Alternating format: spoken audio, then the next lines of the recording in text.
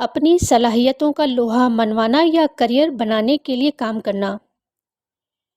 پاکستانی معاشرے کے اندر ایسے متوسط یا معتدل خاندان بھی ہیں جن کی بچیاں اعلیٰ تعلیم حاصل کر کے اپنی صلاحیتوں کا اظہار کرنا چاہتی ہیں۔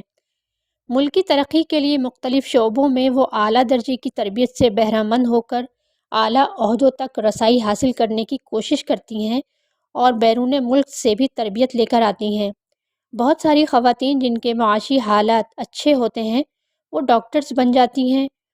اس کے علاوہ میڈیا کے مختلف شعبہ جات میں بھی وہ خواتین زیادہ بہتر انداز سے جگہ بنا لیتی ہیں جو کہ خوشحال خاندانوں سے تعلق رکھتی ہیں اور جن کا اثر و رسوخ زیادہ ہوتا ہے، یا ان کے پاس ماس کمیونیکیشن، موسیقی، فیشن ڈیزائننگ یا modelling, movie making, producing, direction, acting وغیرہ کے حوالے سے اچھی اور معیاری تعلیم و تربیت ہوتی ہے، لیکن ایسی خواتین کی تعداد انتہائی کم ہے۔ جہیز کا تقاضا۔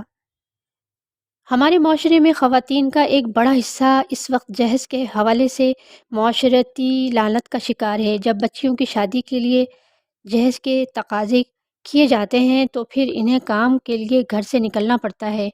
اس طرح وہ اپنی صلاحیتوں کو بروئے کار لانے کے لیے یا کریئر بنانے کے لیے کام نہیں کرتی، فقط جہیز کے سامان کی فہرست کو پورا کرنے کے لیے کام کرتی ہیں۔ اسی لیے جب وہ ان کی شادی ہو جاتی ہے تو وہ ملازمت چھوڑ دیتی ہے۔ کتاب کی بقیہ اقساط تسلسل کے ساتھ آئندہ ویڈیو میں پیش کی جائیں گی۔ اس وقت تک کے لیے اجازت دیجیے۔ آپ سب کا بہت شکریہ۔